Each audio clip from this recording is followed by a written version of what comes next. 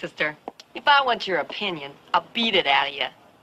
We got a show lined up for you. The 1980s, an era that brought us pop and rock royalty. Movie franchises that have not only stood the test of time, but continued to enrapture audiences on different platforms. And some questionable fashion choices. However, what's obvious is that the era continues to provide inspiration in modern pop culture more than any decade has recently. And our series thus far has brought us some awesome examples of this from the greatest of movie genres, horror. Groovy. Just think of 1980s pop culture, and what exactly springs to mind? Dream-bothering psychos, killer cars, rabid dogs, kids glued to possessed TV sets? They're here. Actually, that one could apply to any era. Just swap 4x3 TVs for a smart television or phone, a tablet or PS5, and you've got a modern-day version of kids possessed by a device. And no, Mom, my eyes did not go square because I watched The A-Team and Knight Rider on repeat all weekend, despite your veiled threats to the contrary. If anything, I'm the person I am today thanks to 80s horror and TV shows. I do wear glasses sometimes though, so maybe that was something in the parental warning? Nah, surely not. In this episode of 80s Horror Memories, we're focusing on two horror icons whose legacy continues to this day. The Queen of Ween, hostess with the mostess, maven of the macabre, Elvira, mistress of the dark, and television host and film critic Joe Bob Briggs. So strap yourself into your favorite armchair and perfect that heaven bump hairstyle as we take a look at two awesome horror icons from 1981. Pumpkins, Darcy, and lots of them.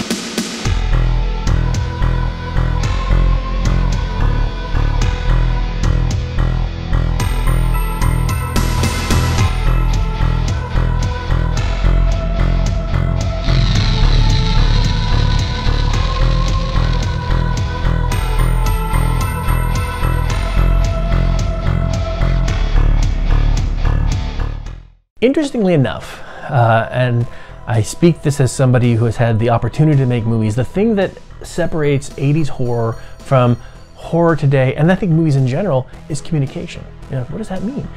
Back in the 70s and 80s, you went off to make a movie, they left you alone. There was no phones to constantly communicate with the production team. They trusted the filmmakers to do what they were going to do. As an adolescent growing up in the 80s, we didn't have many options on what we could watch on our old 4x3 television sets, with just 4 channels and a remote control that was actually attached to the TV. That's right, young folks of the future watching this, we had it hard. In fact, we only had one TV in the house to share amongst the whole family for a while, so often my brother and I would have to watch what our parents were watching. This had its drawbacks and its benefits. We'd often be subjected to awful soap operas, cool wrestling shows, and sometimes, mainly late at night, our dad would, well, accidentally stumble across Cassandra Peterson's alter ego on Elvira's Heavy Metal Heaven. The show saw Elvira hosting 6 programs celebrating the timeless rock phenomenon of deathless appeal, heavy metal. As a young and impressionable youth who had already had a penchant for metal, thanks to the likes of Guns N' Roses, Iron Maiden, Skid Row, and Metallica, plus with hormones raging, I was instantly smitten with the Mistress of the Dark.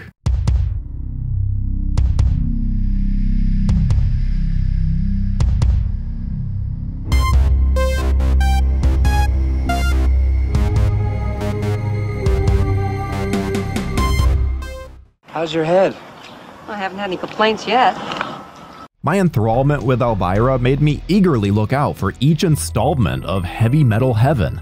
And unlike the plethora of opportunities to consume content nowadays, this meant waiting until late on a weekend night. Or perhaps stealing one of my big brother's VHS tapes to record it on and watch later. Despite being best known as Elvira, if you actually delve back into Peterson's early life and career, you'll find tragedy and success in equal measure. When she was only 1 year old, she climbed onto the kitchen stove and accidentally knocked a kettle of boiling water over herself, badly burning her shoulders, neck, back, and legs. She lost hair, her eyelids were fused shut, and her skin was badly burned. Looking back at the incident, she said, "Everywhere that my mother had to hold on to me, the skin came off. They didn't think I was going to survive because 35% of my body was third-degree burns." In order to treat the injuries young Cassandra suffered, she received experimental penicillin treatment at a burn center that saved her life, plus multiple surgeries and skin grafts for her scarring. Such a horrific accident would be difficult enough for most people to contend with. However, according to Peterson, she owes her interest in everything spooky to this childhood accident, and it helped to shape the person and the character that she is and portrays still to this day. She said, quote, "I was severely burned and I felt like a monster myself. I think I related to people like Frankenstein and the Mummy. The burns made me feel like an outcast and a loner. I was certainly not popular. I was a major geek." As a lot of people can probably attest to in this wonderful industry in which we preside, and also the alternative environment we find ourselves embracing, being a geek is something that should be shouted from the gothic rooftops.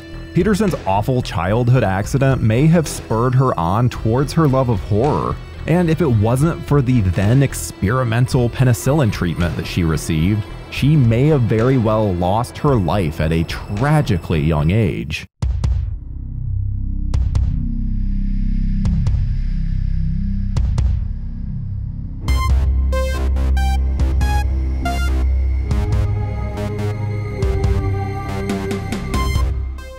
Cassandra Peterson first found fame as Elvira on the aforementioned Elvira's Movie Macabre on Los Angeles TV network KHJ-TV, with the show airing domestically from 1981 to 1986. She was also a member of the improvisational LA comedy troupe known as the Groundlings, and in part based her Elvira persona on a Valley Girl type character that she created while still a member of the troupe. However, it wasn't until the huge popularity of the 1988 movie Elvira, Mistress of the Dark before Peterson, or more accurately her vivacious alter ego, became a household name. The success of Peterson's earlier show helped to establish her quirky personality and love of all things spooky, and thanks to this, the world now had a new icon in the making. Despite success being firmly on the horizon for Peterson with Elvira's movies and TV shows gaining popularity, her journey to the highs and lows of the character continued to be something she would reflect upon years later.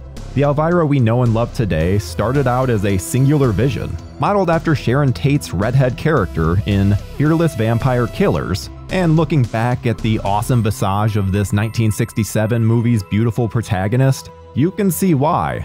However, when the LA TV station that hired Peterson rejected that idea, she worked with her artistic collaborator, Robert Redding, on a more punk rock 80s take on the classic vampire. Leather bracelets, black nail polish, a jaggedly torn dress hem, paired with a fabulous hairdo by Redding's favorite singer, Ronnie Spector. This look became the signature style for the character, and although her sexuality and suggestive costumes would cause consternation from some, her look helped in some ways to empower her, and also hide the literal scars of the past. Elvira's gorgeous black hair being just long enough to cover the scars from that tragic accident when she was a baby. The horror genre is currently alive, thriving, and kicking ass in cinemas and streaming services, and continues to lean on classic franchises and new voices in the industry to scare and delight gorehounds. However, back in the 1980s and 90s, the horror genre was still seen as something lowbrow and left to late-night horror hosts to bring it to the mainstream. While Elvira is arguably the most well-known and recognizable of these hosts, I would be remiss to not take a look at the influence of legendary writer, actor, and comic performer Joe Bob Briggs. Born in Texas in 1953, John Irving Bloom started his career relatively early at the age of just 13 as a sports writer at the Arkansas Democrat. This led to awards and other successful ventures into journalism that eventually led to a writing role at Texas Monthly Magazine, where he created the humorous persona Joe Bob Briggs to review exploitation films and other genre movies.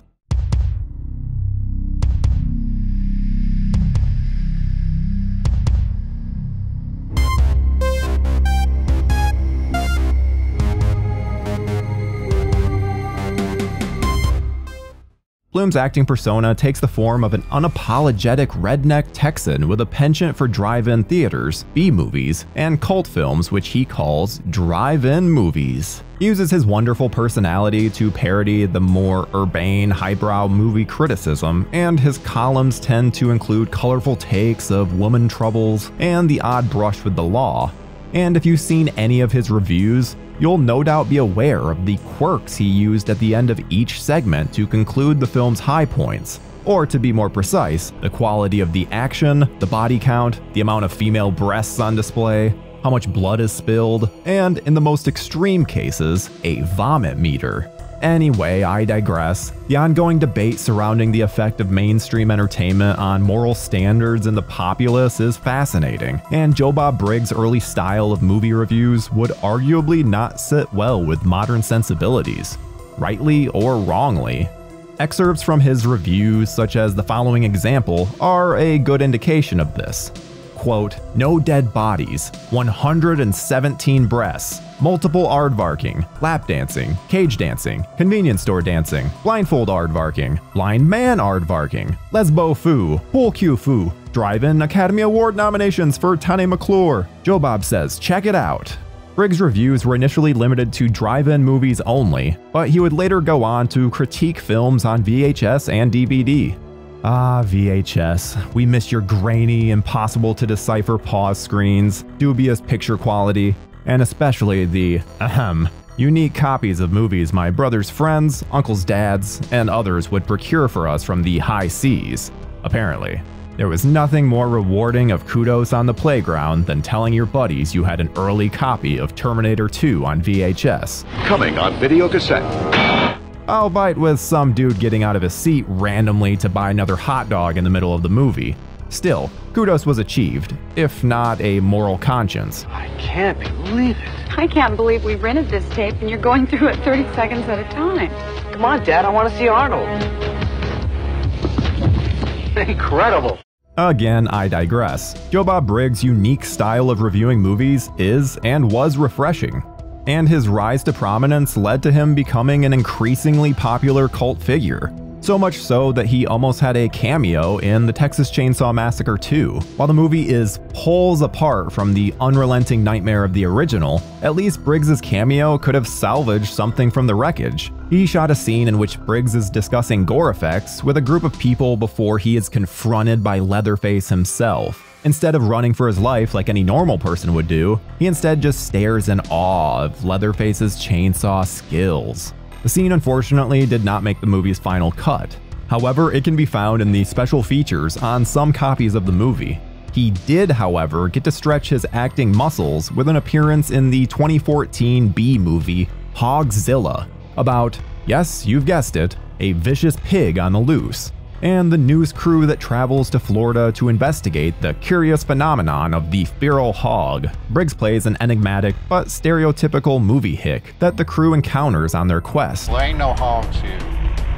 While Joe Bob's reviews and bit parts in movies are fascinating to revisit, it's worth taking a closer look at the shows that helped to make him the horror icon that he still is today, and that also put him on course for a rendezvous with the Mistress of Macabre herself. His drive-in theater show ran from 1986 to 1996, before the internet, before cell phones, before Wikipedia, and heck, even before Google, which, fun fact, was founded in 1998. Even if you didn't like what was having its premiere on the drive-in, you knew you'd at least learn something new from Uncle Joe Bob. And it would always be entertaining and informative. He would also have an endless supply of fun movie facts, and would often go off on one of his signature rants, if you were very lucky.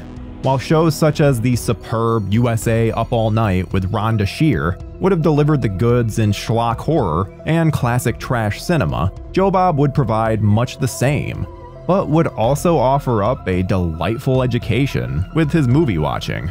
Joe Bob initially started on the show as a guest host who offered comedic relief and in-depth knowledge about the movies he was introducing, and by June 1987, he was made the permanent host of the show. This meant that Joe Bob was able to be as silly and as risque as possible, all in the name of horror goodness, who would educate viewers on the most obscure and wonderful films, including horror, science fiction, exploitation, erotica, and various other subgenres. The movies he featured were not only cult classics, and in some cases, out of print.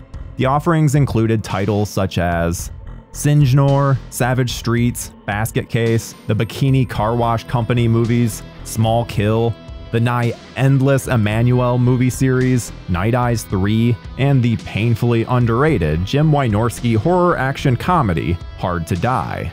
These features were often grouped together as themes with the likes of Nick Cassavetes' Night, Emmanuel Week, Post-Apocalypse Month, and Attack of the Killer Queen Bees Month, elevating the novelty factor of the show. As well as featuring a plethora of cult horror movies, Joe Bob also had various celebrity special guests join him on the show. The Exorcist legend Linda Blair was a standout, and he also featured cult stars such as Robert Foster, Gary Busey, Julie Strain, and the various male girls that cropped up in crop tops. In fact, one of the more memorable episodes of Joe Bob's Drive-In was the one in which he screened both the awesome original Night of the Living Dead and the equally kick-ass Tom Savini remake. Some of the surviving members of the Ramiro original joined Joe Bob on the show, as well as the legendary Tom Savini himself. What made the episode so special were not just the guest appearances, but Joe Bob's own infectious, awestruck reactions to them.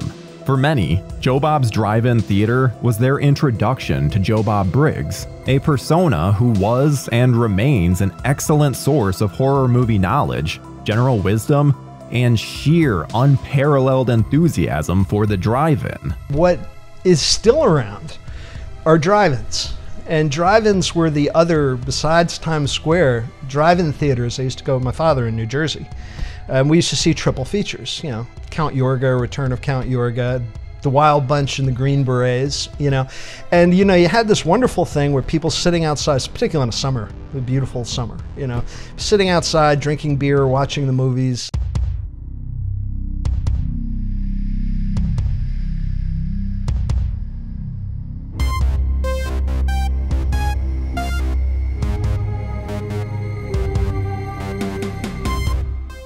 Well, our trip down the creepy corridors of legendary horror hosts is almost over. So what better way to conclude this episode other than to discuss the meeting of our horror titans in the Shudder original special, The Last Drive-In, Joe Bob's Haunted Halloween Hangout from October 2022. The two movies on the bill for the show were Elvira's Haunted Hills from 2001 and 1991's Popcorn, whose star Jill Schoelen also joined Joe Bob and Peterson in the episode. Ooh, I like the sound of that. Elvira's Haunted Hills is an enjoyable farce of a film. The pastiche of the Roger Corman 1960s Poe adaptations create an inherently limited audience, but this movie will land for them. The film skirts the line between gorgeous and budget where it needs to, but lacks the cutting satirical edge of Elvira, Mistress of the Dark. It's suitably risque, and Elvira often smashes down that fourth wall with superbly bad jokes. Elvira is soon to be one of Gay Paris' foremost entertainers. But the straight guys like me too. That are older than the castle in which the movie takes place. Both Cassandra Peterson and Jill Schoelen are wonderfully entertaining and charming guests on the show. And for this particular writer, the fact that Peterson is still busting out Elvira is a joy to see, especially when she gets to hang out with one of the other great horror hosts himself, Joe Bob Briggs. The greatest part of being a gorehound is not the movies, but taking a journey with the icons we love for them throughout their careers. Both Peterson and Joe Bob have curated a lasting legacy in the horror verse, and now, thanks to modern technology, impressionable young kids such as the one I was back in the 80s won't have to steal his brother's old VHS tapes in order to watch the best horror movie content. On the next episode, JoBlo and Arrow in the Head take you on a road trip to a hospital in Illinois to see what slasher icon is on the night shift. So pop in that cassette tape of Mr. Sandman as we look into the eyes of pure evil in Halloween 2. Until next time, gorehounds. It's time, Michael.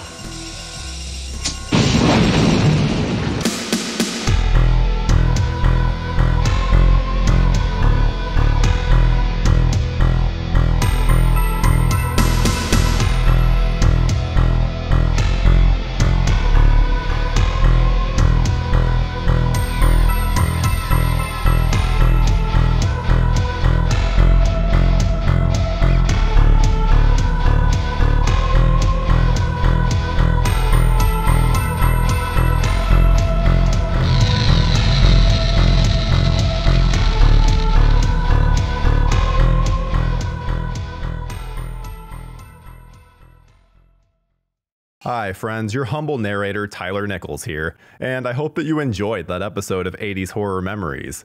If you missed our previous episode, click over here. If you want to see more from our series, click up here. And if you're not subscribed yet, what are you doing? Subscribe right here. And most importantly, stay spooky, folks.